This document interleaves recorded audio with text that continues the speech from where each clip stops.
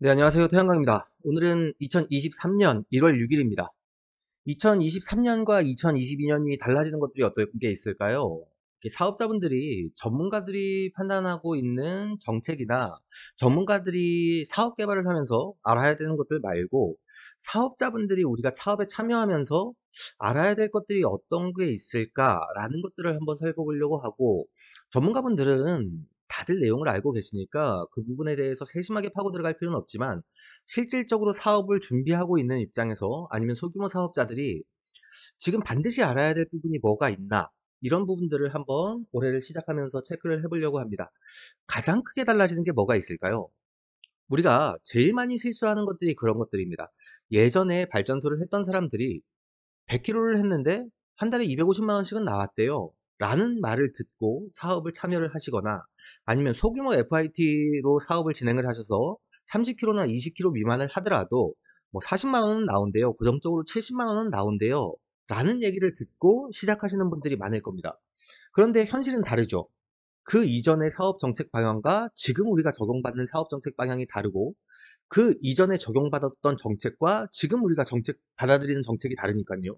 그리고 물론 앞으로 우리가 사업을 진행하는데 적용받아야 될 정책도 다를 수가 있습니다. 그러다 보니 이전의 수익성 분석표를 가지고 와서 지금 앞으로 내가 사업을 준비하는 입장에서 사업에 투자하는 시공비, 투자비는 2년 전 투자비예요. 뭐 100kg당 2억 5천입니다 라고 얘기를 했을 때, 지금 나올 수 있는 매출은 2년 전에 우리가 받았을 때의 매출과는 조금 다를 수도 있겠죠. 물론 2020년 한 해를 기준으로 본다면 그때와 지금의 시공비용의 차이는 많지 않다라고 저는 생각을 합니다.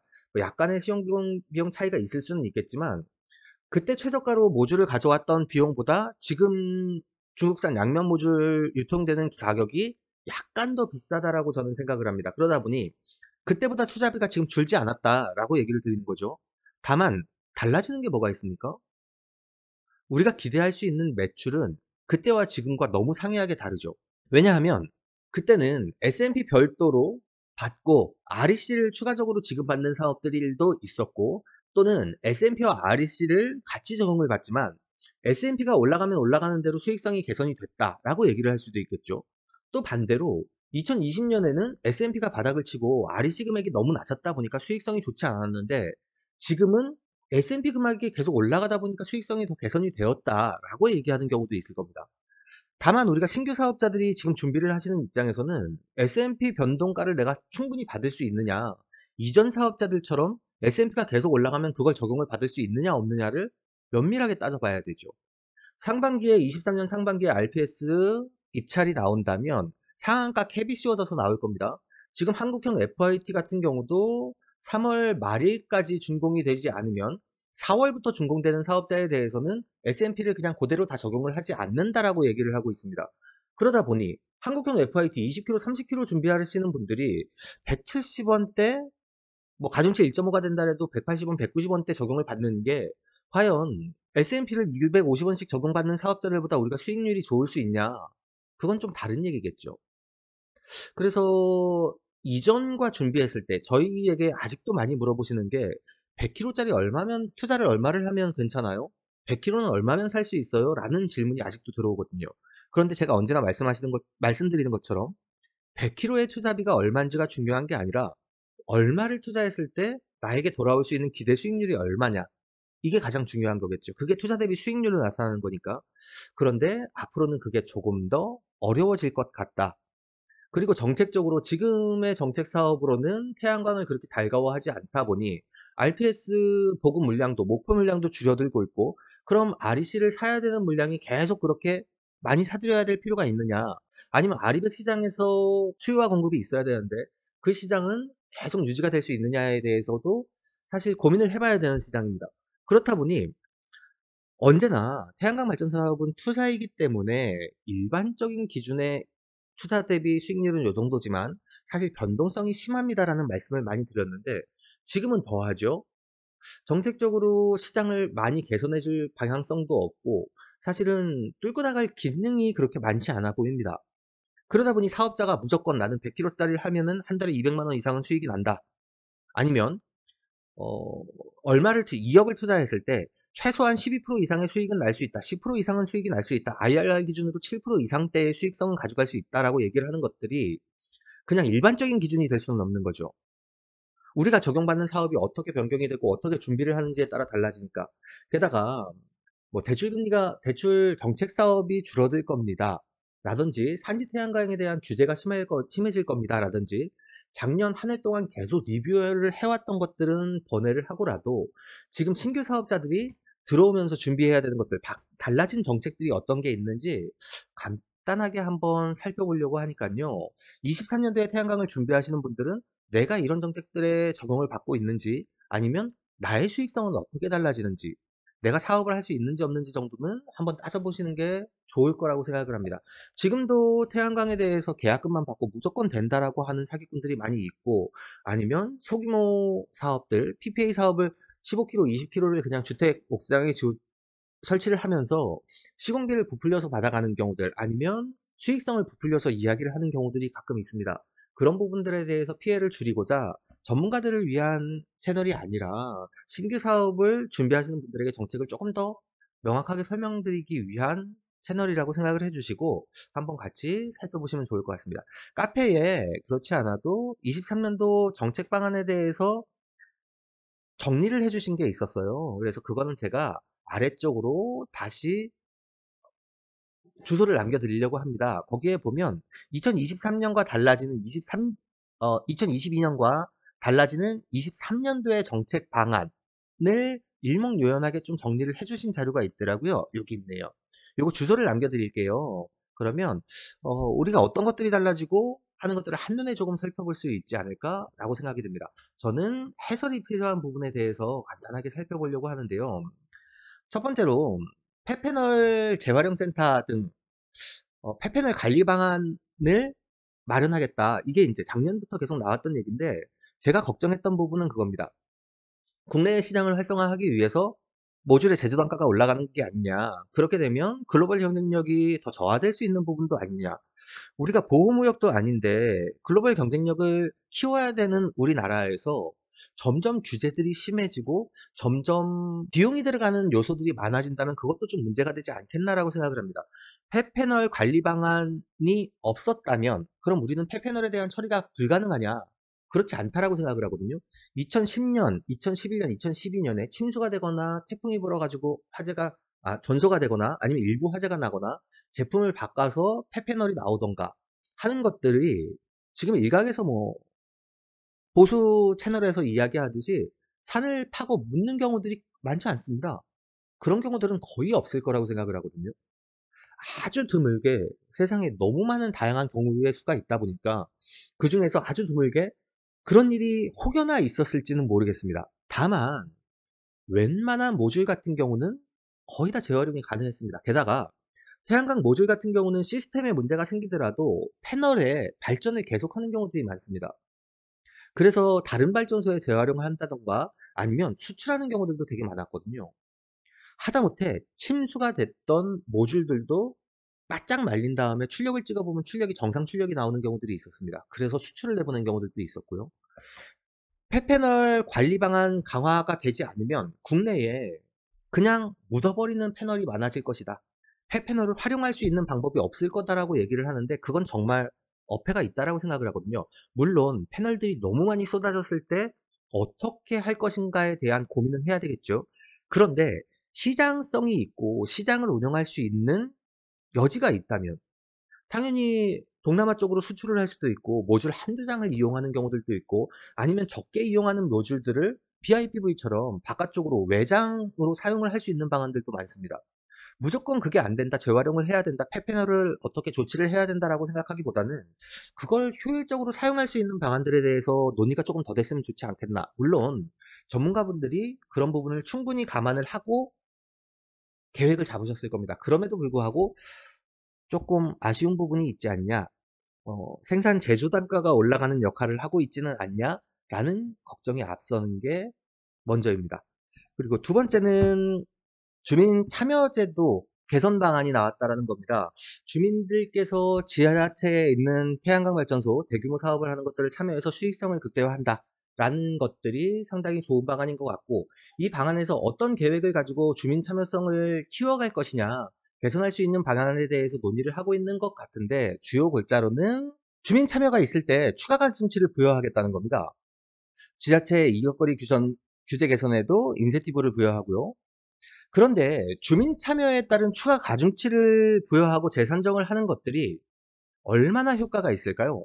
지금 가중치에 대한 것들이 우리가 이슈가 많은데, 국내는 태양광 공급 인증서, REC라는 신재생 에너지 공급 인증서를 가지고 아리백 시장에서도 활용을 하고 있고, 아니면 RPS 사업에서도 활용을 하고 있습니다.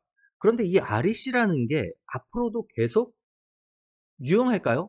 REC 정책, RPS 정책에 대한 변화도 필요하다고 생각되는 이때에 추가 가중치를 준다. S&P가 지금 상당히 높아 있는 상태에서 REC에 추가 가중치를 주는 것들이 확실히 규제 개선의 여지가 있냐, 시장을 창출할 수 있는 방법이냐라는 것들은 사실 조금 다른 문제인 것 같습니다.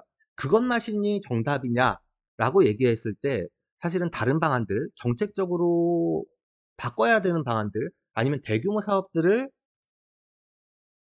추진하고 대규모 사업들을 유치하는데 반드시 그게 필요한 것인가에 대한 부분은 약간 변동성의 여지가 있을 거라고 생각이 됩니다. 그래서 그 부분을 어떻게 처리하는 거에 따라서 많은 것들이 달라질 수가 있고, 주민 참여 사업이나 대규모 사업들이 진행되는데 사실 일반 개개인이 투자를 해서 이익을 내기가 쉽지가 않지 않습니까? FIT, RPS의 정책적인 목적이 무엇이냐?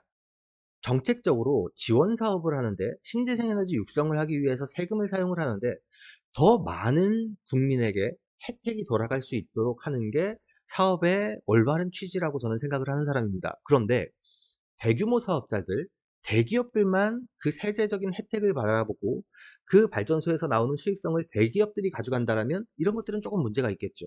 그래서 지자체에서 너도 나도 앞다퉈서 주민 참여 사업들을 일으키고 있는데, 거기에 대한 인센티브가 REC 추가 가중치다 라고 얘기를 한다면 조금 아쉬운 부분이 있지 않나?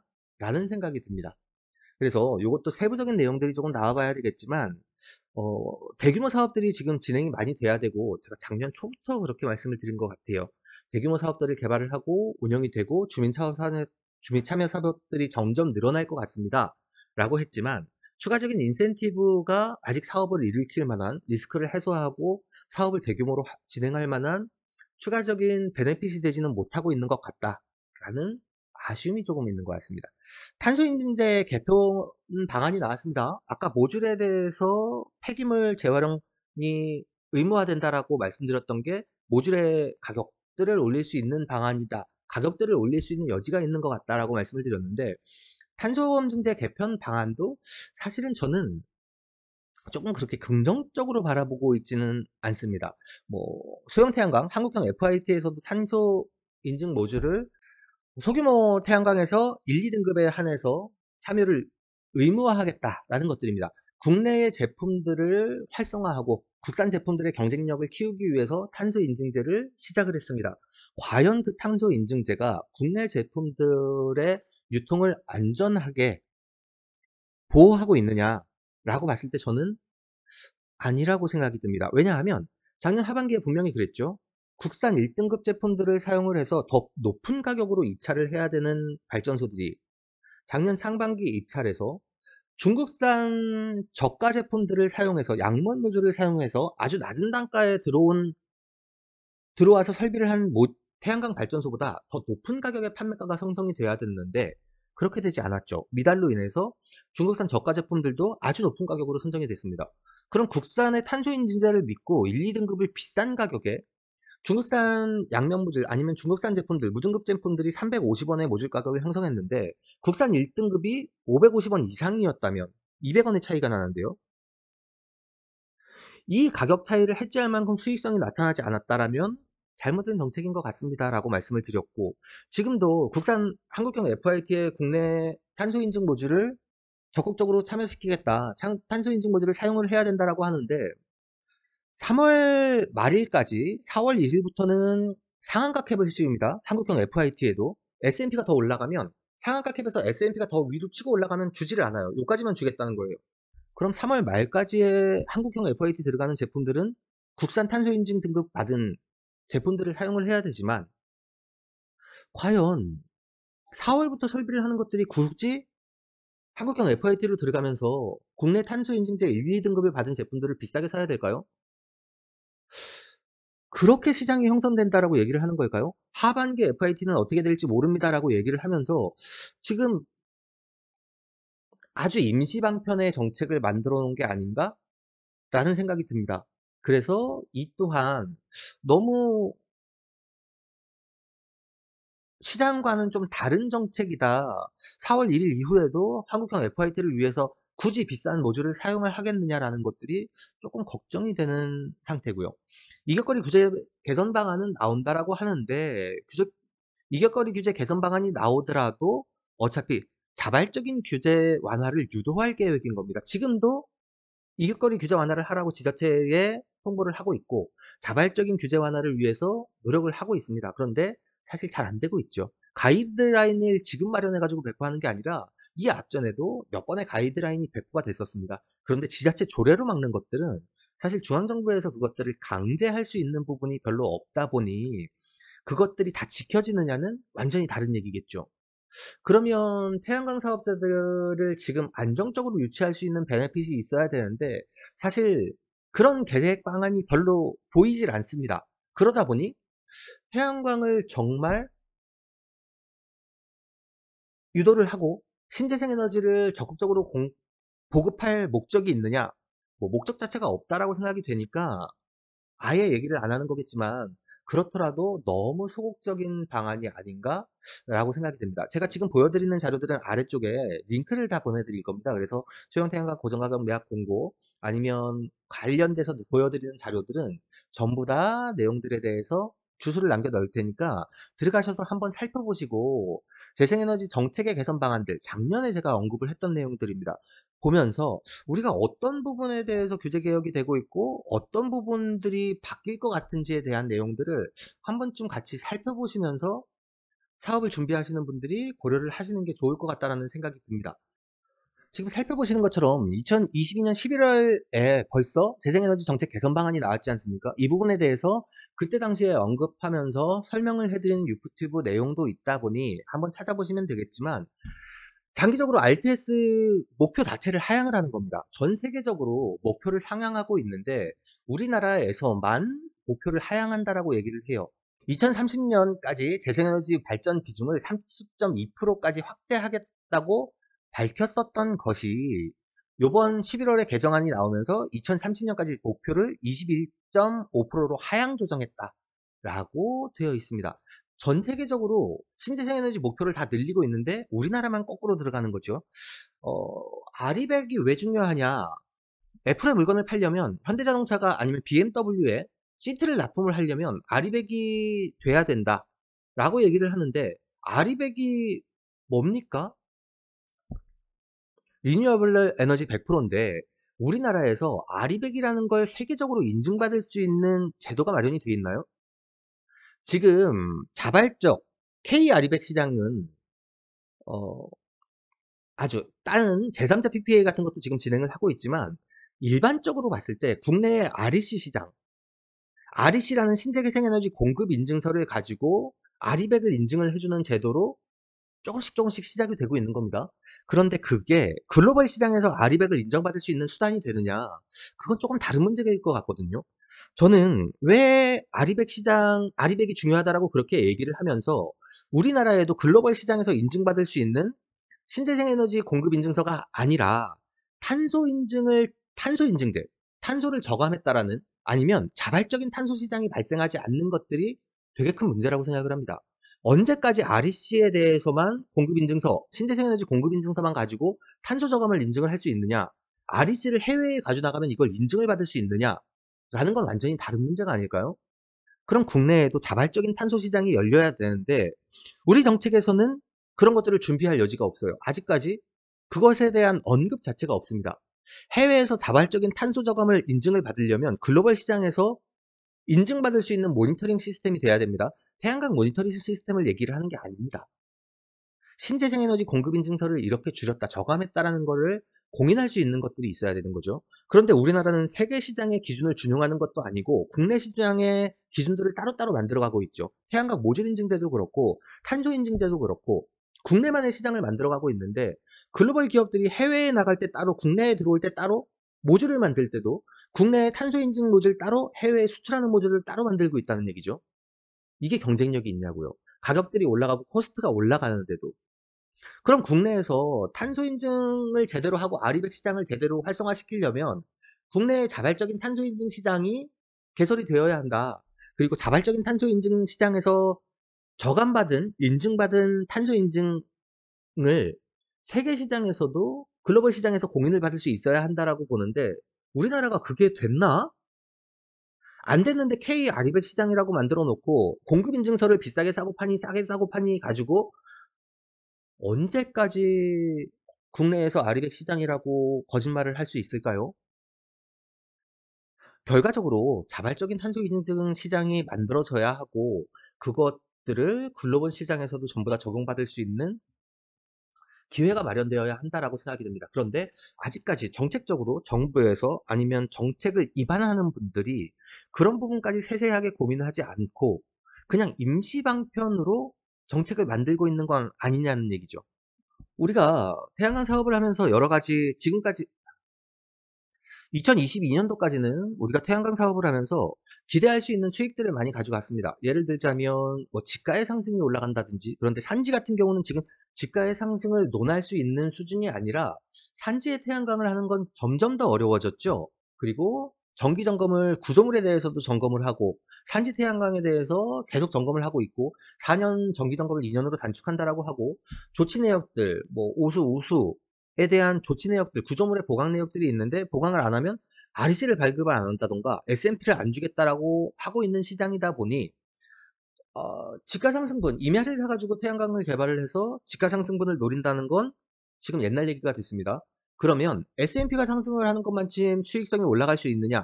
그것도 지금은 거의 다 막혀 있는 상태죠. 이전에 사업을 하셨던 분들은 그 정도의 기대 수익을 가져갈 수 있지만 신규 사업을 하는 분들은 그 기대 수익도 없습니다. 지가상승분도 없고 S&P 상승분에 대한 기대 수익률도 없으면 어차피 태양광 생산분에 대한 수익률만 가져가야 되는데 그것만 가지고 대규모 투자들을 할 수도 대규모 사업들을 진행을 하는 것들, 민간의 투자를 유도를 해서 신재생 에너지의 기술 개발을 앞당겨야 된다라는 정책 취지를 맞출 수 있겠냐는 거죠.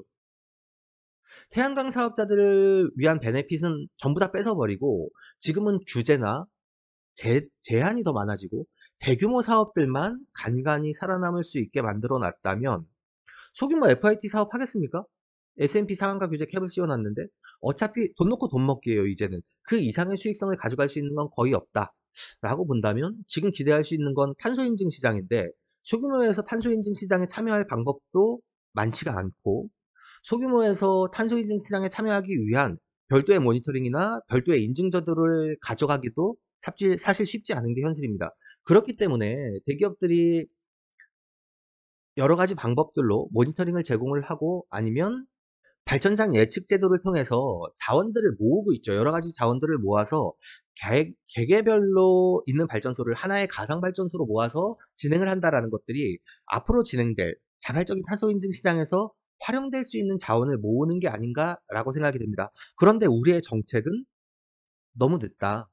내가 생각을 하고 준비하는 것들보다 한참 더 뒤늦게 쫓아오다 보니까 사실은 올해, 내년에 대한민국의 태양광 시장이 올바로 살아갈 수 있고 올바로 시장을 유지를 하면서 견뎌낼 수 있는가는 참 고민을 해봐야 될 사항이라고 생각이 됩니다. 건축물 위에 유효할 수 있는 공간이 있어서 태양광 설비를 한다. 아직도 유효하죠.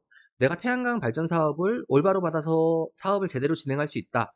그 부분도 정확하게 판단을 하려면 할 수 있습니다. 다만 정책이 크게 변동을 하고 정책이 달라지는 것들이 나한테 어떻게 영향을 미치느냐는 내 개인적으로 스스로 따져봐야 할 부분이라고 생각합니다. 영상 아래쪽에 관련된 정책이나 지금 시행되는 내용들에 대한 주소를 쭉쭉쭉쭉 적어드리겠습니다. 우리가 반드시 필요한 부분들, 나의 수익성과 직결되는 부분, 내 정책과 내 인허가와 관련된 부분들은 한번 면밀하게 따져보시고 우리가 앞으로 23년도에 태양광 사업을 어떻게 준비해야 되는지를 고민해보는 게 좋을 것 같습니다. 물론 시장이 인위적으로 쪼그라든다면 당연히 반대쪽으로 튀어나오는 부분이 있을 수도 있습니다. 그런 정책이 나오거나 그런 기회가 생긴다면 불법이나 편법으로 진행되는 것들은 제가 안내를 드릴 수 없지만 정책적으로 나오는 올바른 산업안에 대해서는 함께 공유를 하고 이야기를 해볼 수 있도록 준비를 하겠습니다. 오늘 23년 첫 시간이었습니다. 새해 복 많이 받으시고요. 앞으로도 올바른 정보를 제대로 전달할 수 있는 사람이 되도록 노력해 보겠습니다. 오늘도 긴 시간 함께 해주셔서 감사합니다. 다음 주에 유익한 내용으로 인사드릴 수 있도록 하겠습니다. 고맙습니다. 가짜 뉴스와 잘못된 정보들이 넘쳐나고 있습니다. 스팸과 사기꾼 예방을 위해서 참여가 필요합니다. 첫 번째, 3개의 점을 눌러주세요. 두 번째, 신고를 클릭해주세요. 세 번째, 스팸 또는 오해 소지가 있는 컨텐츠를 선택하세요. 네 번째, 대량 광고 또는 사용자를 현혹하는 컨텐츠를 클릭하세요. 다섯 번째, 싫어요를 눌러주세요.